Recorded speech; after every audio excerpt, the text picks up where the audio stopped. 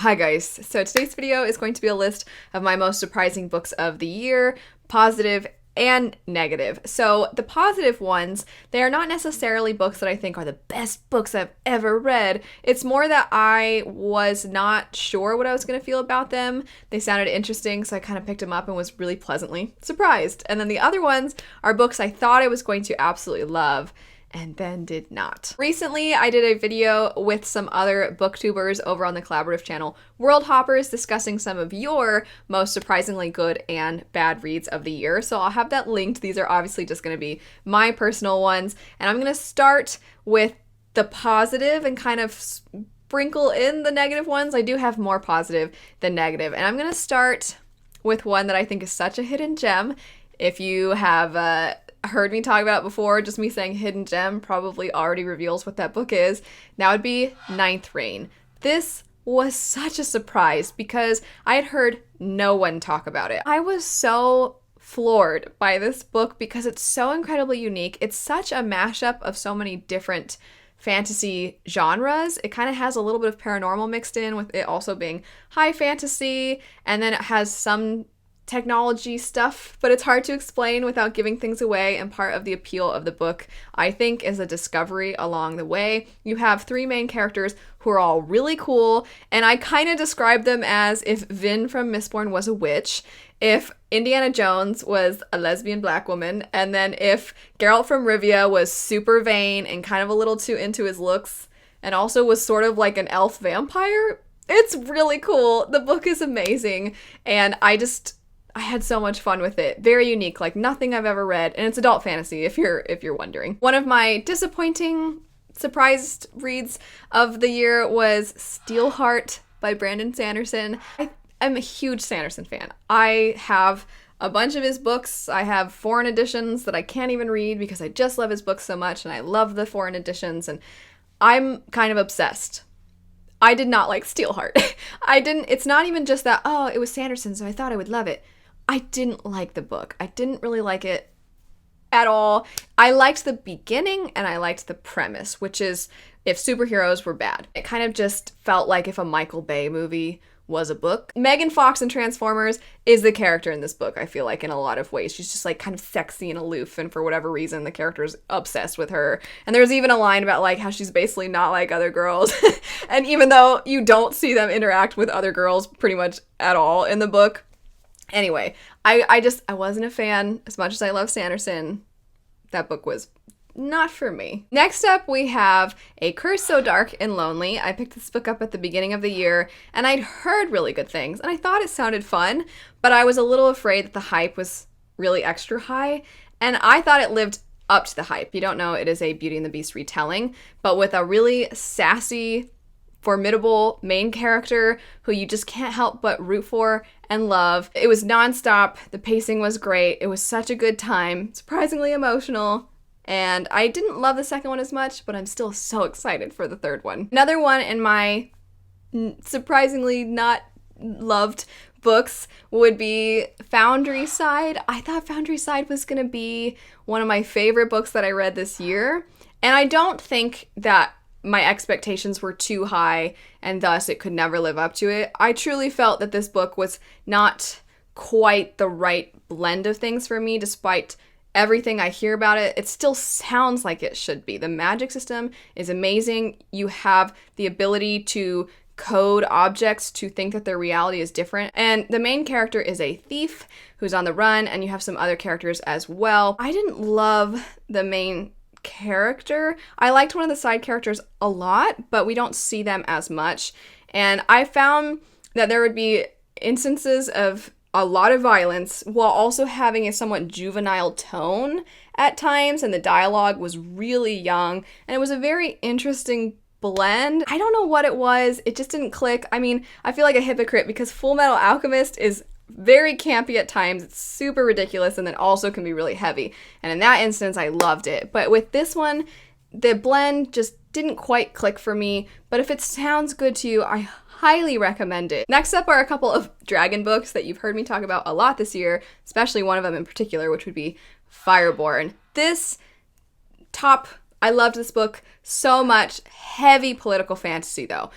If you don't like political fantasy, I don't think you will like this book. It's very heavy in the politics, and we follow this society that is very much inspired by the Russian Revolution. We have a boy who was a member of the former ruling family, who after his family was killed, grew up in an orphanage, alongside a girl who was killed by his oppressive ruling family. So that's an interesting relationship between the two of them. They kind of bond and have this great friendship while also kind of being aware but never addressing who the other person is. And despite how terrible the former ruling family was, the new government may not be as good as we were hoping. Just so many things about this book that I loved so much. Oh, I can't wait for the sequel next year. The other dragon book would be House of Dragons. This one, there's some interesting, juicy tea with some stuff apparently that the author did recently. But the book I really enjoyed. It was a competition story, which normally I don't really think I'm gonna love competition stories that much. I just think they're gonna be fun, a good time, but ultimately they won't have too many emotions for me. This book definitely did, because you have these 5 characters who are forced to compete to become the new emperor. It tackled a lot of things I wasn't expecting. A lot of trauma is explored in both this book and in Fireborne as well. The dragons in this book are much more significant. They play a much bigger role than in Fireborne. Fireborne, they just kind of like are there. And in this book, they're almost like their own characters, and the culture around the dragons really cool. And the dragons are almost like different breeds of dogs, where some of them are like really big and really vicious, and then some of them are like small and cute. And it's really cool to see how much thought was put into the dragons of this book. Next on the not good surprise was Under Heaven by Gavriel K. I was so excited. As you can tell by me talking about Fireborne, I like political fantasy and I like historical fiction fantasy. I thought I was going to love this because that's what I've heard everyone say, that Gavriel K takes real events in history and then transforms them with some very minor fantastical elements. And I was like, oh, that sounds so good. I DNF'd Under Heaven. I did not like the writing style at all. It was incredibly description heavy, but I could get past that if I really like the main characters or I really like the plot. And the plot of Under Heaven was that a man is given a gift that is basically put a target on his back, but he can't refuse this gift because it's given to him by some very important people. And so he's kind of on his way to receive this and doesn't really know what the heck he's gonna do. But I didn't feel any connection to the character. And there was some weird kind of sexual, like a person wanted to have sex with a woman that they just killed, not the main character. It was definitely like, hey, what are you doing? Stop that. But then they like brushed past it like it was nothing. And then dudes are always thinking about like, I haven't had sex in a long time. It'll be nice when I get back to the city so I can have sex. And then they'll interact with a woman and they'll be like, I am around a lady right now and like, it's dark and I'm in my bed. And then somehow the woman just like knows he's thinking those things. And I don't know, there's just a lot of references to sex a lot. And I was like, I thought this was gonna be like a really mature examination of events in history through the lens of fantasy. I didn't really feel like it wasn't my thing. Back to the positives, we have The Reluctant Queen. This is the second book in the Queens of Renthia series by Sarah Beth Durst, which I also have talked quite a bit about this year. It's an amazing forest setting. Second book definitely has some more mature themes, especially around motherhood. I thought the author did a great job of showing how self-sacrificing the main character in the second book is. I loved it, but sadly, the third one is actually on my list of surprises for not great for me because I really did not like the conclusion to this trilogy. Just found there were so many things presented that the author did so well, had me so hyped by the end of the second book, had me hyped throughout the third book. And the last chunk of the third book, it kind of felt like all of these things that we'd presented were like, hey, just kidding. And then it was over and I was like, that was the ending though. It felt like they had some cool ideas and we're like, you know what? How about we don't actually have those things be a thing? And I was like, what? It's hard to talk about without spoiling. But I have seen very mixed feelings. I've seen some people, the second book is their least favorite. I've seen some people that think the first book is the best and they get worse as they go. Some people think the third book's the best. So I still highly recommend it because it's so unique and it's so cool. That setting is awesome. The second book, like I said, if you're looking for more adult characters in your fantasy books, you definitely get it with the second one. So yeah, I have mixed feelings now about that trilogy. The next two are both historical fiction / magical realism, and one of them is positive, one of them is a little negative for me. And the positive one would be The Kingdom of Back by Marie Lu, another one I have sang praises for throughout the year. This follows Nina Mozart, who was Wolfgang Amadeus Mozart's older sister, who was a real figure in history. The two of them were both equally talented with music, his sister possibly even being more so, but she never really got to reach her full potential because of the way women were treated at the time period and the possibilities for women. The book is heartbreaking. So much of the book, though, is kind of bizarre because of the magical realism stuff, which is why I didn't think I was going to like it that much. I'm also very picky anytime music is a big theme in books, or maybe not a theme, but it's a big part of the book because I went to school for music. So I found that part totally exceeded my expectations, and it's not even really what the book is about. You follow the two siblings as they kind of go into this magical world called the Kingdom of Back, which when they existed in history, this was a real thing they did. They had this imaginary world that they were like the king and queen of. And so Marie Lu took that concept and actually made it a Narnia-esque place that they would go to.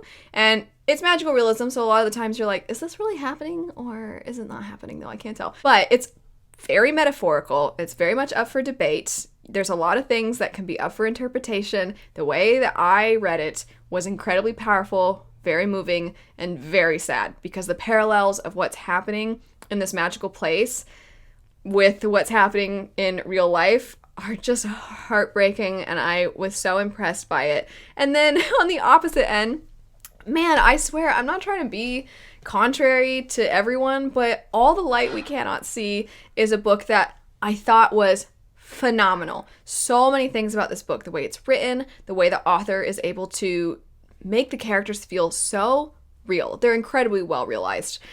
I thought was amazing. The book is heartbreaking. It's a World War II story, and we follow a blind girl in France who's been removed from her home due to the war, and then we follow a boy through some very sad circumstances who ends up as a soldier serving the Germans, and it is truly a heartbreaking story. But there's a weird magical realism element that in this book did not work for me. I did not feel that it enhanced the story for my own personal tastes because there's this diamond that is possibly cursed, and the girl who is blind kind of has this diamond because her father worked at a museum, and so he's protecting this diamond since that area, the museum, obviously that area they've had to move away from. And you get a soldier, a German soldier, who wants this diamond, not because there is stuff in history about them looking for weird artifacts and whatnot. That's not what this is. It's like a rogue soldier who's like, I'm gonna get this diamond because I'm sick and this diamond will heal me, because the curse is that you will live but then other people will die. Misfortune will come to those you love. So he's like, I'm gonna get this diamond and I'm gonna live. And there's a lot of symbolism also with this diamond, but I'm just like, it's a story about World War II. I don't need any make-believe things of any sort coming into play at all. And again, I know I probably sound stupid because the symbolism of this diamond, I feel like, says a lot of stuff. I just was like, I just wanted like a straight up World War II story. And that element of the story, it was weird for me. And I think the book is a fantastic book, but because of the diamond stuff, I just can't. I just didn't like that. We have 2 more positives and 1 more negative left. One of the positives is one that I read very recently. I wouldn't say that this book is the greatest book ever. Everybody should read it. Oh my gosh, 5 stars all around or anything like that. I was just so pleasantly surprised because it was so cute. And that would be Warrior of the Wild, which is a Viking-inspired story about a girl who is forced to leave her village and live in the wild, and she's given this impossible task if she wants to be able to come back to the village. She's like, ah, shoot, I gotta fulfill this task, but the tasks are set up to basically be impossible. So the odds are stacked against her. And right now you're probably like, how is this story adorable or cute in any way? So she meets 2 other people who have also been exiled out into the forest, and the 3 of them band together to help each other with their different tasks, and they're gonna conquer the impossible. And it's definitely YA, but it was so cute. The romance in the book is cute. The characters, I really liked all the characters. It was a really easy read. It moved really quick. There was never a slow moment. The trials, all that stuff, I don't know. It was so cute. It was so fun, and I was not expecting. I thought it was going to be way more serious, because when I hear Vikings, I don't think cute ever. I don't think like, oh, this is going to be a sweet, fun time, and it totally was. Last one for surprisingly I didn't like it would be Jade City. I'm so sad. I thought I was gonna love this book. I have, because I just recently read it, I have talked about it in a wrap-up, and then I'm gonna have an in-depth review for it, so I'm not gonna go into it too much because you'll have probably heard me talk about it a lot recently. But I was so excited. I've seen so many people love this book, and the premise sounded right up my alley, because it's a gang. It's a fantasy world. It's very similar to our world. It's 2 rival gangs, and the author explores the influence of the gangs so well. The day-to-day stuff, the influence that they have, the family drama, except for the drama, I was like, it's a lot of the characters thinking about their siblings, because you follow these 3 siblings who are in this clan. It's a lot of them thinking about each other. I think there was one time in the book that all 3 of the siblings were in the same room. The sister, she usually thinks about herself, because she's just like, I don't want to be a part of the clan, but also, why don't they ever talk to me about what's going on? I mean, I don't want them to, but like, why don't they? And then Hilo is just like, we gotta I'm sorry, I hated Hilo. He's such a he's so dumb and quick to want to fight. He doesn't really think things through. Anyway, so I wanted more of the rival gang. I wanted more of them, and to find out their situation and maybe get some family drama over here, some clan drama over here, so that when they go head to head, whether it's in a fight scene or whether it's with the politicians or whether it's with the people who are pledging to the various gangs, I wanted to always be like, conflicted, because, oh, that one, but I like that guy in that gang, but I like her in that other gang though. And I was hoping it'd be more like that, and it wasn't. And it was very detailed. The author has created a very well-realized world, but a lot of the details, I was like, why do I need to know? I don't need to know. I kept thinking like, well, this will be important later. And then it wasn't. It was just like, this building, let me tell you about it. Or this random kid, let me tell you about him and his family, even though you're only really going to see him like once. So it wasn't poorly written, and it is incredibly well fleshed out, and the premise is really cool. I just didn't love the execution. Last book that surprised me would be Ember Queen by Laura Sebastian. This is the conclusion to the Ash Princess trilogy. This is a quite tropey YA story. The first 2, they were those, I'm going to pick this up, I'm going to devour it because it's just so over the top. And then the 3rd one packed some emotional punches. I really liked what the author did with the characters and with the villain in the 3rd one. I didn't think I was going to like that direction it went in, where it leaves you at the end of book 2, but I really liked it. And then I was real sad at some stuff that happened at the end, and I was like, dang, that was a good conclusion. So now I'm excited to see whatever else the author puts out. There were a lot of books that I loved that were not on this list because I expected to love them. And then there were some books that I really didn't like, but I was unsure about them going into them anyway, but I was like, I'm gonna give it a try because maybe it will exceed my expectations. And then they didn't really. So in a way, these books are more like the books I was wrong about, the books that I thought I was gonna feel one way and then didn't quite feel the way I was expecting to. They were unexpected reads. So let me know what your unexpected reads were. I hope you had a lovely day. I hope you have a lovely rest of your day, and I'll see you guys later. Bye.